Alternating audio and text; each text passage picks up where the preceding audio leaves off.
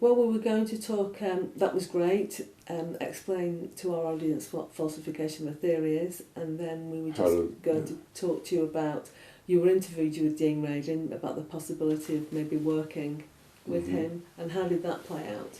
Okay, well, I did interview with Dean Radin. I went out to California. It was the same trip where I interviewed with Bruce Lipton. We did both of those. Dean was very accommodating. He saw us. He spent an hour or so getting videoed. We talked together. And I know a lot of people felt there was a promise there that some more work might be done. But Dean is a very busy guy. He's got a lot on his plate. He's had my books, but he hasn't found time to read them. And in his defense, I understand Dean Radin. See, I'm a scientist too. Dean Radin I would classify as a scientist. He has a degree, I think, in electrical engineering and psychology. But he thinks and acts like a scientist, which is good. That's what he's doing. A scientist, if they don't actually read my book or listen to the videos that are out on YouTube, they just take it at face value. There's some guy, he says he has a toe. He understands quantum mechanics. He can explain why entanglement works. He can explain all these other things in physics that we don't get. He can explain this thing about what happened before the Big Bang. Where is that? He explains theology. Give me a break. He explains, metaphysics and the paranormal and all this stuff.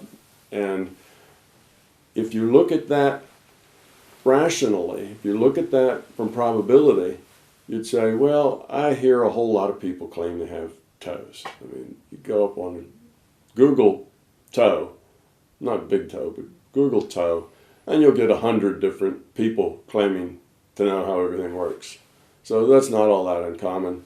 And some of them have a little bit of truth in a piece of it, but a lot of them just have some wild ideas that don't really do much. Too many assumptions, things aren't explained. It's not real good science.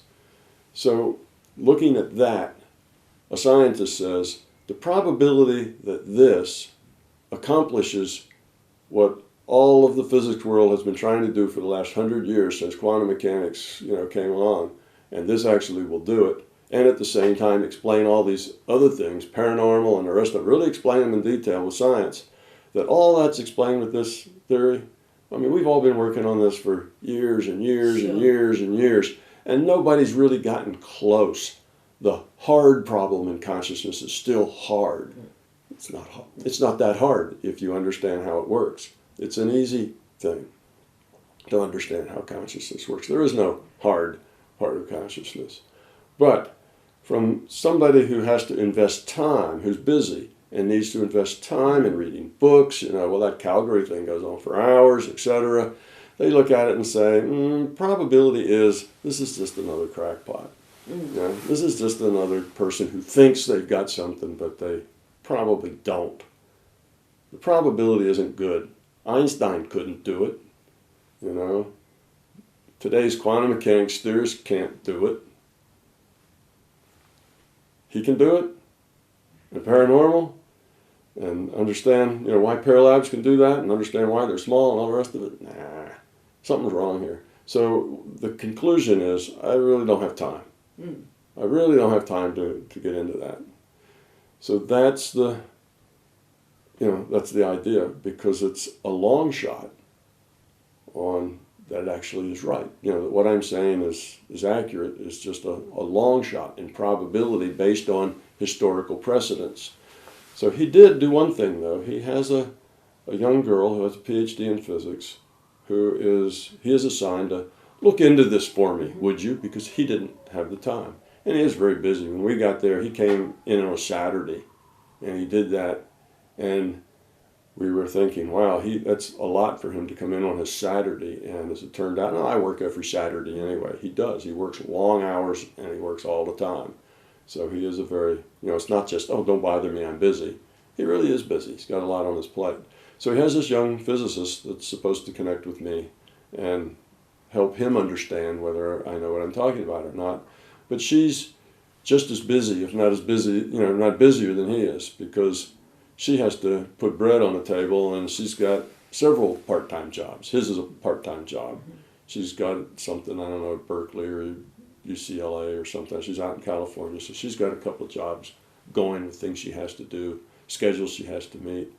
And in almost, well, it hasn't been quite a year since I did that, she and I have talked 3 times, 1 hour each time, and she hasn't really had time to either read the book or watch the YouTube videos incomplete. Now, she did maybe scan the book, and she did maybe jump around in the video or look at parts of it, but it takes time. I mean, that's dedication. Somebody says, go look at a video, and the video is, there's 8 hours on, there's 3 hours on Friday, there's 8 hours on Saturday, there's another 8 hours on Sunday, and then there's 6 hours worth of questions. It all adds up. It's a huge thing to sit down and watch, 20 hours of video or whatever that adds up to. It's just too much. You're busy. You got a lot of things to do. Can I go sit down and watch 20 hours of video? No way. You see, and I understand that too. It's not like, why don't you just watch the video? Well, you're busy. So what my point is these things are just hard to get into. Professional people, scientists and whatever, just don't take the time to find out because they're busy, and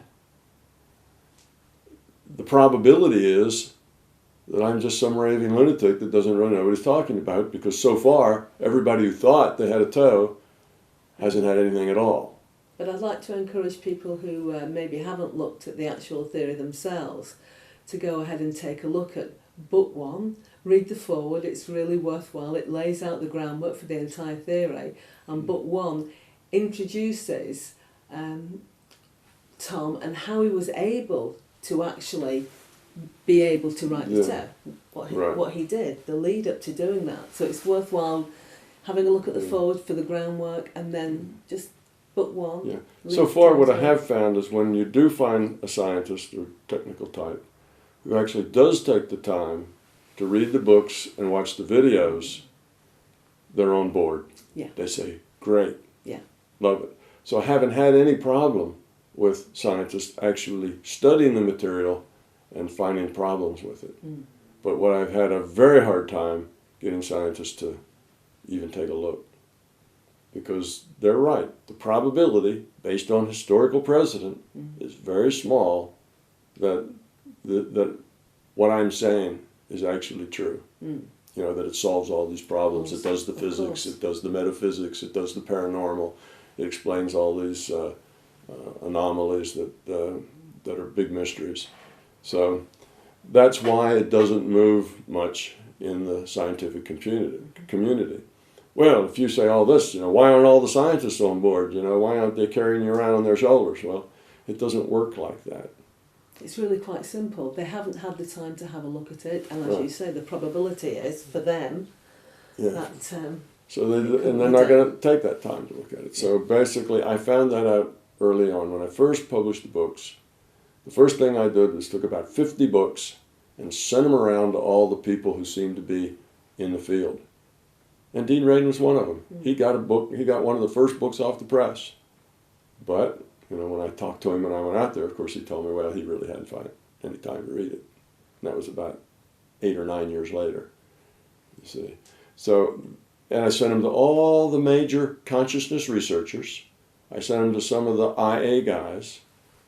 Everybody who was kind of a big gun, if you will, in the field of science, AI, consciousness, metaphysics, whatever. I sent out at least 50 of these books for free to such people, and didn't produce anything. So then I decided that you don't start at the top and work down. You start at the bottom and work up, and that's a much better idea. So since that time, I've let all that approach go. I figured that eventually, when enough people and enough scientists eventually come along, the rest will be drug kicking and screaming, into the camp, because it works and it's good science. Mm-hmm. But it'll take a long time. It's not going to be quick.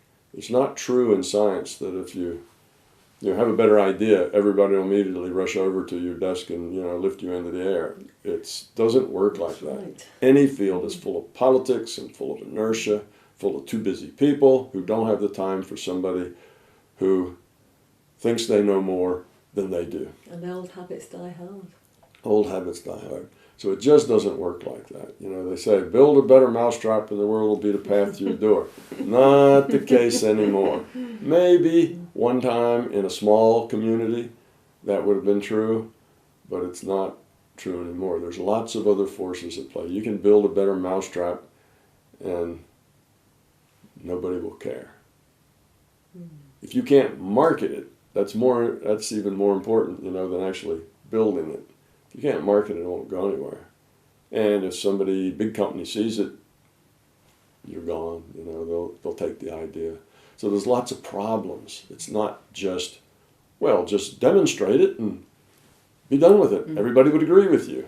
No, these things, I get that a lot too. People say, well, why don't you just demonstrate, how the psi thing works and so on, and then everybody would see it. And it doesn't work that way. Mm-hmm. These things, these paranormal things, have been demonstrated hundreds of times. And not just by little old ladies, sitting around, tipping tables and stuff in their parlor, but in scientific labs. Pear Labs has been demonstrating mind-affecting matter for 25 years. Yeah. Princeton, P in pairs, mm-hmm. Princeton. It's where Einstein did his work. This is a big, powerful science house, and they do the work.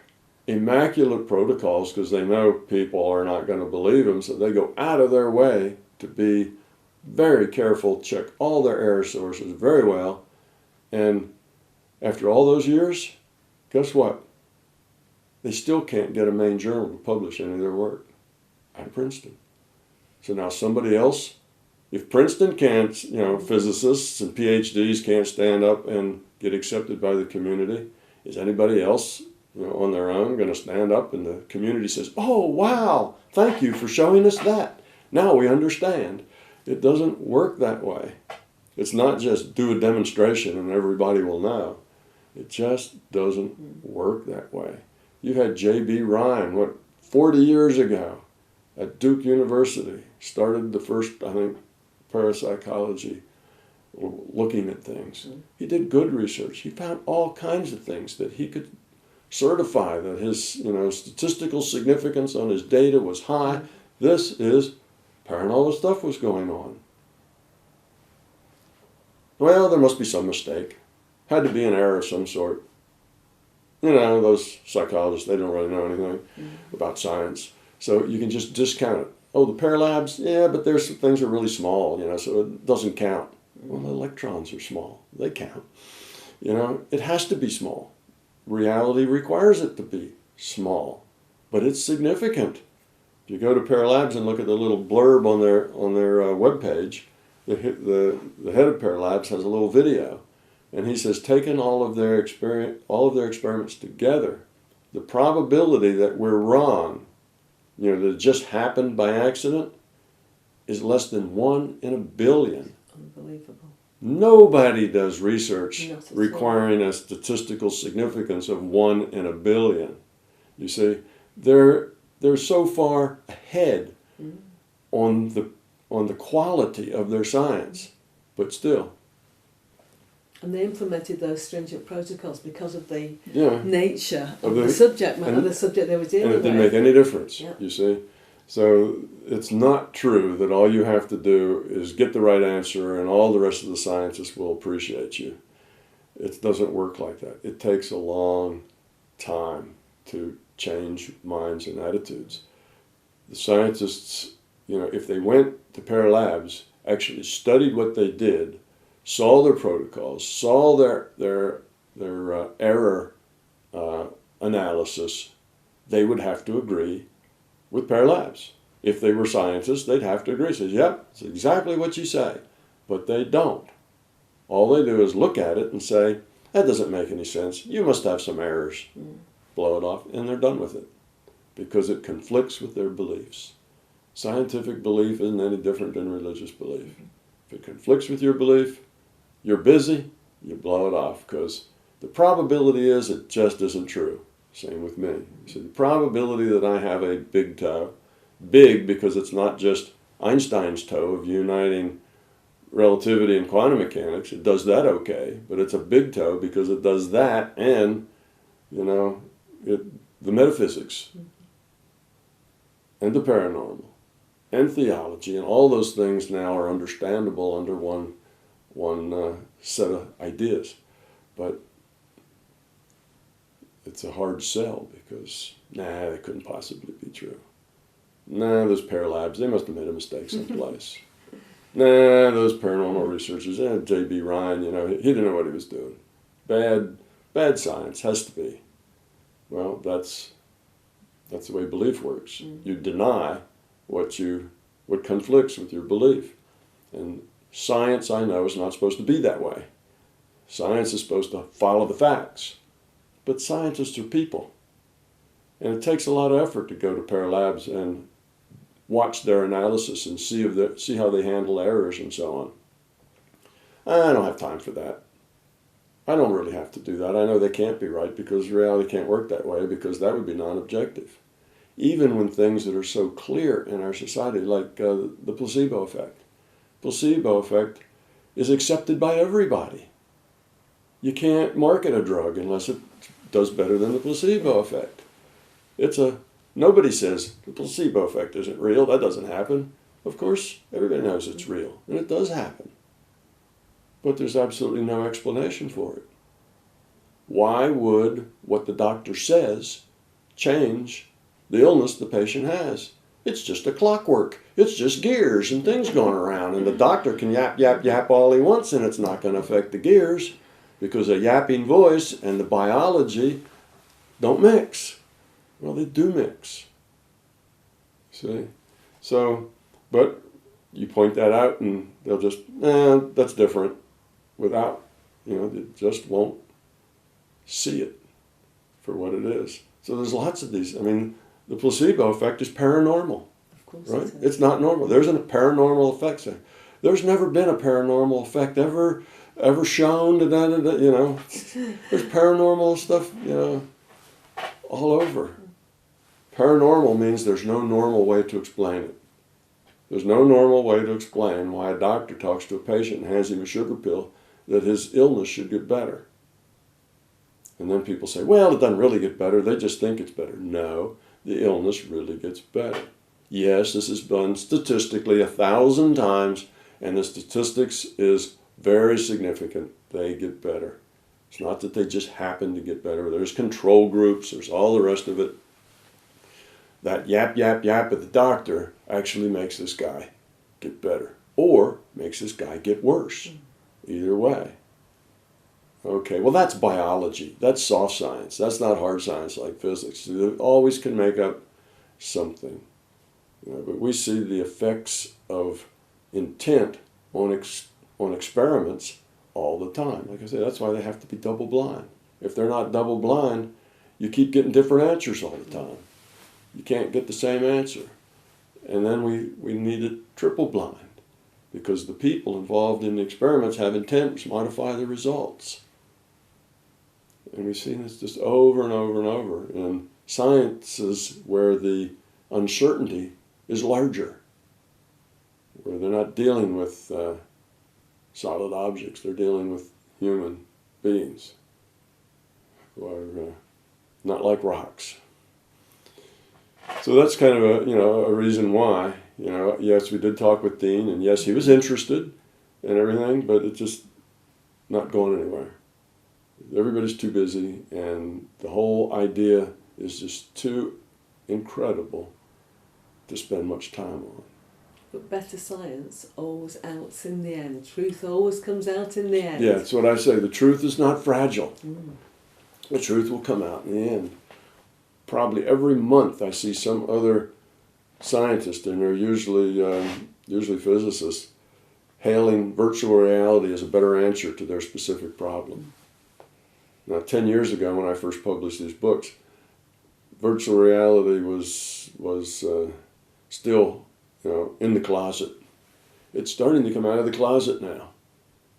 Physicists are actually saying the word virtual reality, to their peers, and then not running away to hide.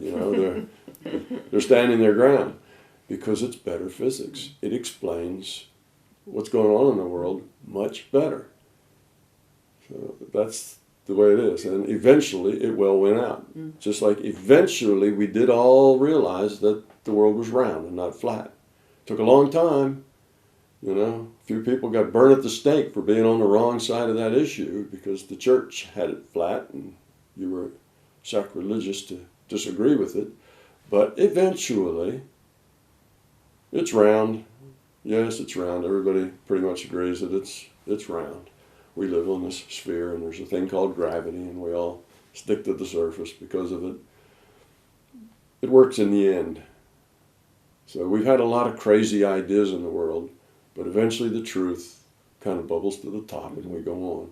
So this virtual reality thing will eventually bubble to the top and we'll all go on. But it's going to take a while. It's not going to happen. We're going to have to drag most of the scientists kicking and screaming into the future. It started with the double slit experiment back in like 1918 or before the 1920s. First maybe 1914 or 15. I don't know exactly, but it was in maybe the second decade of the 1900s. And that showed that reality was not objective, that it was probabilistic.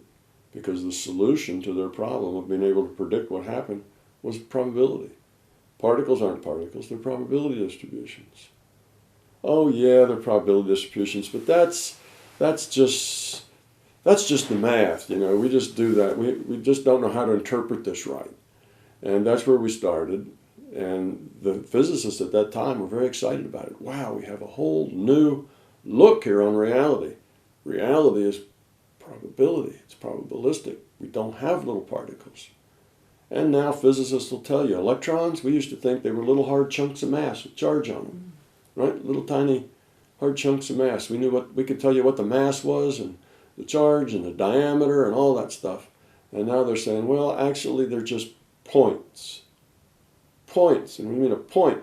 How can a point have mass? A point's a mathematical thing. Well, these are points that have the attribute of mass. So you see, they're talking the language. They kind of see what they have to agree to because the science tells them this old idea of them being little massy chunks and things like that doesn't work anymore.